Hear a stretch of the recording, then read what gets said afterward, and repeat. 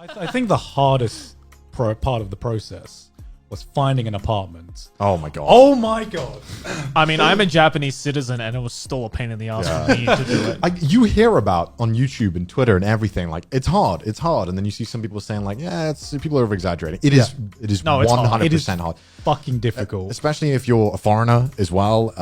You basically play under different rules. Yeah, like it's sad to say. Like I, you know, in the UK, I think if you have money, you get an apartment. I think more importantly, especially if you're a YouTuber. Oh my god. Because the hardest thing, at least in Japan, from my experience, about why it's so hard to get a fucking apartment here, is because freelancing is not a job here. Yeah. Freelancing, you might as well be unemployed, according to this government's the government's like that typical Asian parent. Yeah. It's like, what? You're not a doctor or an engineer or a lawyer? It's like, you're unemployed, right? Yeah, you're working part time. And that's due to because they're worried about if you can pay all the rent and whatnot. Yeah. Right. Yeah. But the thing is that they don't even like, you know, at least in like, I don't know about the UK or Thailand, but at least in Australia, when you sign up for like an apartment, right? Usually the landlord will be like, okay, can I see your bank account? Yeah. Like just to see how much money you have saved up, you know, Yeah. regardless of what job you do.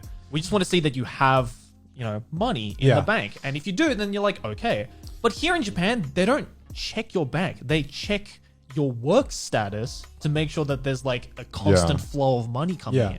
And it's not just that as well, because if you're not Japanese, and especially if you can't speak Japanese, most places aren't even going to talk to you or consider you. Because that was a big problem we had. Because we went through like an agency and we just made a list of about 10 to 20 apartments that we were interested in. And we sent it off and applied. Rejected from all of them. Jesus Christ. And we had a company as a guarantor. Yeah, so like having the like payments secured wasn't the issue. It was like a lot of the time it was really dumb stuff like can you sort the bins properly and like stuff like It's that. like, which yes, is, like we're not 12-year-olds. It's like the main concern you'll hear all the time is can you sort your trash properly? And it's like, okay, it might be different from where I'm from, but like I can learn. Yeah, it's like the government councils in the area give you an English manual that tells you how to do it. Like it is tedious and it is a lot more complex in most places, but it's not like it's not rocket science. Yeah, it's not like you're having to do like the weirdest stuff imaginable to this stuff. Like it's basically just rinse your stuff, separate all of it. That's pretty much it. And I know there's some places in Europe that do it way more thorough that probably don't have this concern when they're letting people rent houses.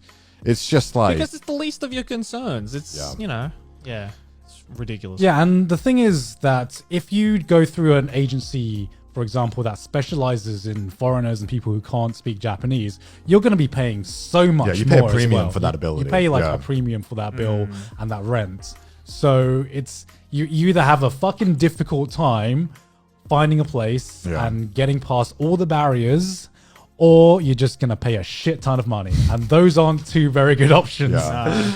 The only concern that they often cite, like building managers, etc., that I find is like somewhat, all right, that's fair enough, is that they're worried that you'll run away. Yeah. But run away and not pay the rent. But if you have a guarantor, that's the whole fucking point of that problem, which we did. You can't run away. Yeah, if we run away, you're still getting your money. Like, and the house is vacant. Great, no damage to it. Like, this is a win-win for the company. I don't understand. Like, you play by their rules in every way. It's because it's just like typical, like, this is like one aspect of like Japanese, I guess, it's definitely like, one of the work worst, culture that I learned very quickly. It's that like, it doesn't matter what the business is.